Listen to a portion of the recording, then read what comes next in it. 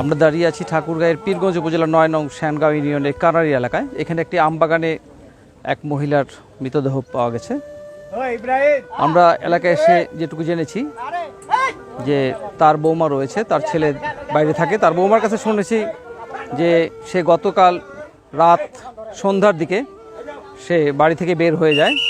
তো তার বৌমা বলছে যে এবং আশেপাশে মহিলাদের সে নিয়ে এসে আড্ডা দিচ্ছিল, কিন্তু রাত গভীর হওয়ার সাথে সাথে তাকে আর পাওয়া যায়নি। ৯টা-১০টা পর্যন্ত খুঁজছে, তারপরে পাওয়া যায়নি। তার মোবাইল ফোনটিও বন্ধ ছিল। অনেক খোঁজাখুঁজির পরে তার কোনোভাবেই পাওয়া যায়নি। কিন্তু আজ সকালে পাশে একটি বড় আমবাগান রয়েছে, সেই আমবাগানের মাঝখানে তার মৃতদেহ পড়ে থাকতে দেখে এবং পুলিশকে খবর দেয়। ইতিমধ্যে পুলিশ প্রশাসন এসেছেন, তারা ষোড়থাল রিপোর্ট করছেন এবং এটার সঠিক ঘটনাটি উদ্ঘাটন করার চেষ্টা করছেন। আমরা এটুকুই জেনেছি এবং এলাকাবাসীর মধ্যে জেনেছি যে তার স্বামী প্রায় ২০ বছর আগে মারা গেছেন। তার 2 সন্তান, 1 ছেলে 1 মেয়ে এবং দুজনের বিয়ে হয়েছে। তো তার বৌমার সহ তিনি এখানে থাকতেন বাড়িতে। আর সন্ধ্যার সময় সে বের হয়ে যাওয়ার পরেই তাকে আর খুঁজে পাওয়া যায়নি। আজ সকালে পাশে একজন কাজ করতে আসে এক মহিলা, সে দেখে খবর দেয় সবাইকে, তখন এই বিষয়টি জানাজানি হয়। ধন্যবাদ।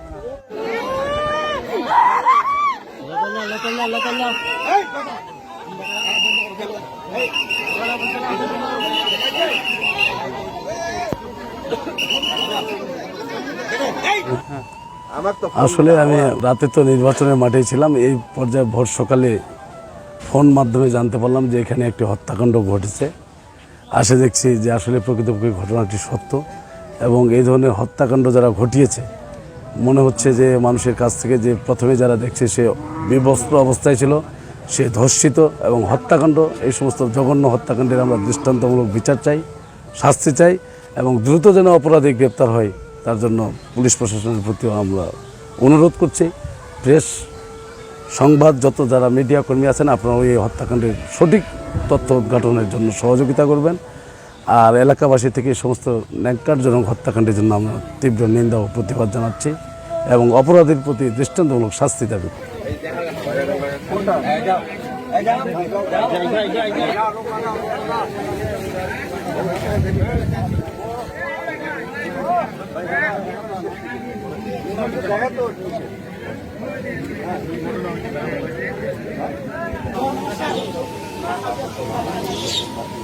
ছেলে বর্তমানে ঢাকা গাড়িতে উঠছে খালি কেন?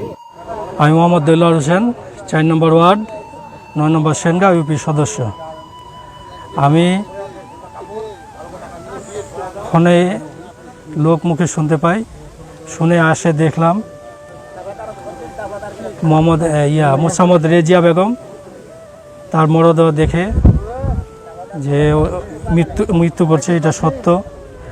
কিভাবে মারা গেছে এটা এখন পুলিশ প্রশাসন আসছে, তথ্য উদ্ঘাটন করে এখন বোঝা যাবে যে কিভাবে মারা গেছে।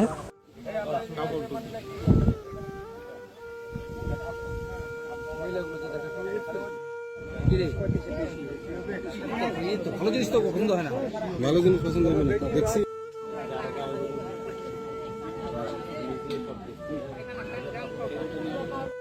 সাড়ে 7টা ধরেন মাগরিবে, তো দূরে এদিক ওদিক বেড়াই, ফোন তো নিজের কাছেই। এখন কে ফোন করে না করে এটা তো আমি জানি না, বলতে পারবো না। ফোন তো ওনার কাছেই ছিল। তারপর মাগরিবের আগে আগে আমরা গরু ছাগল আমার শাশুড়ি মিলে বাড়ির ভিতরে ঢুকাই নিলাম।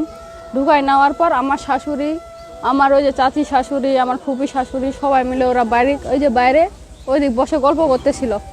আমি তখন মাগরিবের পর আমার ছেলেটাকে নিয়ে ঘরে ঢুকলাম। ঘরে ঢুকে আমার ছেলেটাকে পড়তে বসাইছি। আর আমার ছেলেটাকে ফের বললাম একবার যে যাও, তুমি কি খাবে, তোমার দাদির সাথে যাই কিনে নিয়ে আসো। ওর দাদির সাথে নিয়ে গিয়ে আমার শাশুড়ি ফের আমার ছেলেটাকে একটা পাউরুটি, একটা কেক আনে আমার কাছে ঘরে দিয়ে আসলো। ছেলেটাকে দিয়ে আসার পর থেকে আমি তো ঘরেই আছি, আমার শাশুড়ি আছে এদিকেই আছে।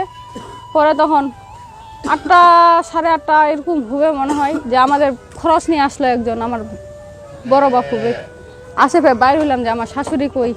আমি ভাবছি আছে মনে হয় বাইরে কোথাও। আমি আর বাইরে খালি এমনি এদিক দেখলাম যে নাই, আমি ভাবছি কারো বাড়িতে গেছে, নাই। তখন আমি আবার ঘরে ঢুকলাম। ঘরে ঢুকার পর কিছুক্ষণ পর আর কি 9:45 হবে এরকম আসে গরু ছাগলগুলো আমি বাইরে ঢুকাই দিলাম। ঢুকাই দেওয়ার পর আমার স্বামী তো বাইরে থাকে, ও তখন ফোন দিল। ফোন দিয়ে কথা বলতেছি, ও বললো যে আম্মা কই। হচ্ছে আম্মা তো বাইরে ছিল, কত আর মোবাইল দিয়ে আমার মোবাইলও বলে বন্ধ পাচ্ছে আমার শাশুড়ির, ওই আগে মোবাইল দিচ্ছে যে মোবাইল বন্ধ পাচ্ছে। এই যখন এরকম হইলো তখন এখানে যারা যারা ছিল আমি ওই বাড়িগুলো দেখার চেষ্টা করলাম, খুঁজলাম বাড়িগুলো আশেপাশে, খুঁজলাম নাই নাই। তখন ওই আমার ননদটা ফোন করলাম, যোগাযোগ করলাম, ওরা তখন ফের রাত 11:30টার দিকে আমাদের বাড়িতে আসলো। আসে তো আশেপাশে সবাইকে যারা গ্রাম সবাইকে জানাই দিলাম যে নাই, ইলেকশন চলতেছে। আবার ওই যে মোস্তাফি চেয়ারম্যান হুজুর উনিও ফের এদিকে আসছিল, উনাকেও বললাম যে নাই। এই তো এরকম রাত 2:30 পর্যন্ত আমরা খোঁজাখুঁজি করতেছি, মোবাইল করতেছি, মোবাইলও বন্ধ, খোঁজাখুঁজি করতেছি, মানুষও নেই। এই তো এইভাবে রাত 2:30 যখন বাজলো তখন ওরা চলে গেল ওদের বাড়ি। আমি তখন আমার ছেলেটা নিয়ে ঘরে শুইলাম। এই ভোর 4:30টার দিকে আমি উঠে বাইরে, এই তো এগুলাই কথা বলতেছি আছি। ওই 2টা মহিলা আর কি মরিচ তুলতে ওইদিকে যাচ্ছিল, ওরা গিয়ে বাগানটা দেখতেছে যে একজন শোয়া। অমনি ওরা চিল্লাইতে এদিকে খবর দিতে আসছে, অমনি তো দৌড়ে যায়, দেখতেছি এই অবস্থা।